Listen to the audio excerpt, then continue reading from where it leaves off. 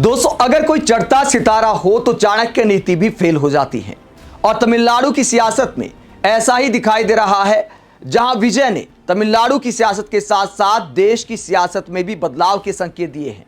NDA में टूट पैदा हो गई है। कहां तो बीजेपी नेता सोशल मीडिया पर दावा कर रहे थे कि वक्त बताएगा किसकी सरकार बनेगी। अब हालात ये आ गए हैं कि एनडीए टूटता हुआ दिखाई दे रहा है। तमिलनाडु में 30 विधायक विजय के समर्थन में आ गए हैं। एआईएडीएमके में फूट पड़ने की खबरें सामने आई हैं। खुलकर एक विधायक का बयान सामने आ गया है कि मेरे साथ 30 विधायक विजय को समर्थन देने जा रहे हैं। एआईएडीएमके पूरी तरह टूटी हुई नजर आ रही है। कहां एआईएडीएमके की सरकार बनाने की बातें हो रही थी। बीजेपी के बड़े नेता महासचिव, राष्ट्रीय महासचिव बीएल संतोष ने सोशल मीडिया पर लिख दिया था कि वक्त बताएगा किसकी सरकार बनेगी। कांग्रेस के मुंह पर तो अंडे लगेंगे। लेकिन विजय ने क्या हालात कर दिए हैं, चाहे सरकार के मोर्चे पर बात हो या फिर राजनीति के मोर्चे पर। विजय एक के बाद एक मास्टर स्ट्रोक लगाए जा रहे हैं और सारी चाणक्य नीति धरी नजर आ रही है। चारों खाने चित कर दिया है विरोधियों को तमिलनाडु की सियासत में विजय के जादू ने।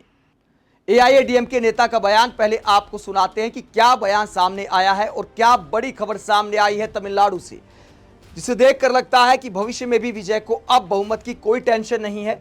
कई बार क्या होता है, किनारे पर बहुमत होता है तो कई बार ब्लैकमेलिंग वाला मामला हो जाता है। लेकिन अब अगर 30 विधायकों का समर्थन मिलता है तो विजय के पास बड़े बहुमत वाली सरकार हो जाएगी। खबर क्या आई है, दैनिक भास्कर की खबर आप देख सकते हैं। एआईएडीएमके में फूट, बागी गुटका टीवीके को समर्थन। षणमुगम बोले, जनादेश विजय के साथ हम डीएमके से जुड़ते तो खत्म हो जाते। और विधायक षणमुगम ने क्या बयान दिया है, ये फैसला लेते हुए और 30 विधायकों के समर्थन का दावा करते हुए। हमने एआईएडीएमके की स्थापना डीएमके के खिलाफ की थी। 53 सालों से हमारी राजनीति डीएमके के खिलाफ रही है। इसे देखते हुए एक प्रस्ताव रखा गया था जिसमें सुझाव दिया गया था कि डीएमके के समर्थन से एआईएडीएमके की सरकार बनाई जाए। हालांकि हमारे ज्यादातर सदस्यों ने इसे अस्वीकार कर दिया और इसका विरोध किया। अगर हम डीएमके के साथ गठबंधन करते तो एआईएडीएमके का अस्तित्व ही खत्म हो जाता। हम अभी बिना किसी गठबंधन के खड़े हैं और अब हमारा ध्यान अपनी पार्टी को फिर से मजबूत करने और जीवंत बनाए रखने पर होना चाहिए। आखिरकार हमने अपना समर्थन चुनाव जीती टीवीके को देने का फैसला किया। आगे सीवी षणमुगम कहते हैं, एआईएडीएमके के कई विधायकों ने एक प्रस्ताव पारित किया है कि पार्टी भविष्य के चुनाव अकेले और बिना किसी गठबंधन के लड़ेगी। हम जनता के जनादेश को स्वीकार करते हैं। यह जनादेश टीवीके के लिए नहीं, विजय के लिए है। इसीलिए हम टीवीके सरकार को अपना समर्थन देते हैं। षणमुगम का यह बयान दिखाता है कि चढ़ते सूरज को दुनिया सलाम करती है। इस वक्त तमिलनाडु का जो सेंटीमेंट है या विजय के लिए देश भर में जो सेंटीमेंट है, तो विधायक अपना भविष्य भी देखते हैं। हो सकता है टीवीके के साथ ही एआईएडीएमके के बहुत सारे विधायक अपना भविष्य देख रहे हों। हो सकता है अगले चुनाव में टीवीके की टिकट चाह रहे हों, क्योंकि जो पार्टी लगातार विपक्ष में रहती है उसके लिए अपना अस्तित्व बनाए रखना आसान नहीं होता। एआईएडीएमके के पास अब जयललिता जैसा चेहरा नहीं है। जो उनके नेता हैं उनमें जनता का ज़्यादा भरोसा नहीं है। पार्टी की फूट इस बात को दिखाती है कि एआईएडीएमके के नेतृत्व पर भी सवाल उठे हैं। यही वजह है कि 30 विधायक अब टीवीके का समर्थन करने पर राजी हो गए हैं। टीवीके सरकार और ज्यादा मजबूत दिखाई दे रही है। दोस्तों, चाहे राजनीतिक मोर्चा हो चाहे सरकार चलाने की बात हो, अब तक विजय उम्मीदों पर खरे उतरते दिखाई दिए हैं। यानी विजय का जादू तमिलनाडु की राजनीति में सिर चढ़कर बोल रहा है। फिलहाल तो स्टालिन के पास भी कोई जवाब नहीं है, क्योंकि स्टालिन से भी मुलाकात की है। विजय ने सरकार बनने के बाद एक परंपरा निभाई है। हालांकि विजय ने यह भी आरोप लगाया था कि उन्हें बहुत परेशान किया डीएमके और उनकी सरकार के लोगों ने, उनके कार्यकर्ताओं ने। लेकिन यह भी साफ किया था कि ये सबकी सरकार है। उन्होंने अपनी पीड़ा व्यक्त करते हुए क्या कहा था, जरा सुनिए। विजय ने कहा कि भले ही वो मुझे अपमानित करने वाले हों या मुझे कष्ट पहुंचाने वाले हों, वो भी तो मेरे ही लोग हैं, चाहे दोस्त हों या दुश्मन। 8 करोड़ लोग मेरे ही लोग हैं। इसी तरह बुनियादी चीजें, शिक्षा, राशन, चिकित्सा, पेयजल, सड़क सुविधा, बस सुविधा, इन्हीं चीजों पर मेरा पूरा ध्यान केंद्रित होना चाहिए, ऐसा मुझे लगता है। तो विजय ने साफ कर दिया कि सबकी सरकार है, चाहे किसी भी पार्टी के समर्थक क्यों ना हो। तो विजय ने साफ कर दिया था कि मैं सबका सीएम हूं, सबका मुख्यमंत्री हूं। भले चुनाव में बहुत सारी बातें हुई, मेरे कार्यकर्ताओं को भी परेशान किया गया, लेकिन मैं मैसेज देता हूं कि राज धर्म सबसे ऊपर है, मैं सबका मुख्यमंत्री हूं।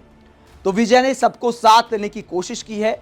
और जो बातें की जा रही थी कि यार 121 विधायकों का ही तो समर्थन है, तो हो सकता है कि भविष्य में कोई जोड़ तोड़ वाला मामला हो जाए। तो अब एआईएडीएमके की विधायकों का अगर समर्थन मिलता है तो ये आंकड़ा 150 के पार चला जाएगा। यानी भविष्य में भी कोई छोटा दल ब्लैकमेल नहीं कर पाएगा, कोई ब्लैकमेलिंग नहीं चलेगी। और विजय ने अपने इरादे भी जाहिर कर दिए थे जब यह बयान दिया था कि तमिलनाडु की सत्ता में सिर्फ मैं पावर सेंटर रहूंगा, ना पैसा खाऊंगा ना खाने दूंगा। भ्रष्टाचार के मुद्दे पर उन्होंने क्या कहा था, जरा सुनिए। क्या कहते विजय, जैसा मैंने पहले कहा था, मैं जनता के पैसे में से एक पैसा भी नहीं छूंगा, मुझे उसकी आवश्यकता भी नहीं है। ये आप अच्छी तरह जानते हैं। ये विजय गलती नहीं करेगा और गलती करने भी नहीं देगा। वो चाहे कोई भी हो, मेरी सरकार में मेरे साथ रहने वाले ही क्यों ना हो, मैं नहीं छोड़ूंगा। अगर किसी के मन में भी ऐसा विचार है कि हम जीत गए हैं, अब मनमानी कर सकते हैं, तो इसी क्षण उस विचार को मिटा दीजिए। यहां केवल एक ही सेंटर, एक ही पावर सेंटर है, मेरे नेतृत्व वाला सेंटर। इस तरफ एक सेंटर, उस तरफ एक पावर सेंटर, ऐसा कुछ भी नहीं होगा, मैं अभी बता देता हूं। विजय कहते हैं, एक बात और मुझे यहां कहनी है। आज हमारी तमिलनाडु सरकार की जो स्थिति है उसके बारे में मुझे आपसे कहना होगा। लगभग 10 लाख करोड़ रुपए से ज्यादा का कर्ज छोड़कर आज जो तमिलनाडु सरकार है, खजाने को पूरी तरह साफ करके यानी खाली करके छोड़कर गए हैं। एक ना उठाने वाला बोझ लाद कर चले गए हैं। ऐसी स्थिति में ही हमने ये जिम्मेदारी अपने हाथ में ली है। आप तुरंत सोच सकते हैं क्या ये कोई बहाना बना रहे हैं? ऐसा बिल्कुल नहीं है।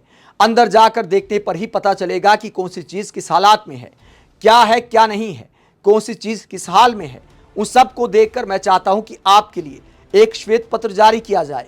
एक पारदर्शी सरकार के रूप में आज हमारी तमिलनाडु सरकार स्थिति में है, ये आपको बताकर ही मैं आगे बढ़ना चाहता हूं। सबसे पहले मैं यही करना चाहता हूं।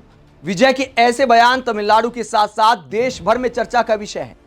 एक नई राजनीति की उम्मीद जगाते हैं। देश की जनता विजय से उम्मीद करती है कि वही राजनीति वो नहीं करेंगे कि कहें कुछ और करें कुछ। अगर वो अच्छे से सरकार ना चला पाए, अगर कुछ क्रांतिकारी नहीं कर पाए, तो तमिलनाडु के साथ साथ देश की जनता को भी भारी निराशा होगी। हालांकि अच्छी शुरुआत उन्होंने की है। 4 फैसले जो बड़े लिए हैं कि एक तो 200 यूनिट फ्री कर दी तमिलनाडु की जनता के लिए बिजली। इसके बाद महिलाओं की सुरक्षा के लिए एक टास्क फोर्स का गठन किया। ड्रग्स पर नियंत्रण के लिए एंटी ड्रग स्क्वाड बनाने का ऐलान किया। और अब एक और फैसला उन्होंने लिया है, चाहे स्कूल हो, अस्पताल हो, धार्मिक मंदिर मस्जिद वगैरह हो, तो 500 मीटर के दायरे में कोई शराब का ठेका नहीं हो सकता। तो आप कह सकते हैं कि विजय ने शुरुआत तो धमाकेदार की है, लेकिन क्या ये धमाके लगातार जारी रह पाएंगे? आप क्या सोचते हैं? कमेंट बॉक्स में अपनी राय जरूर दें। साथ ही चैनल को सब्सक्राइब भी करें। नमस्कार।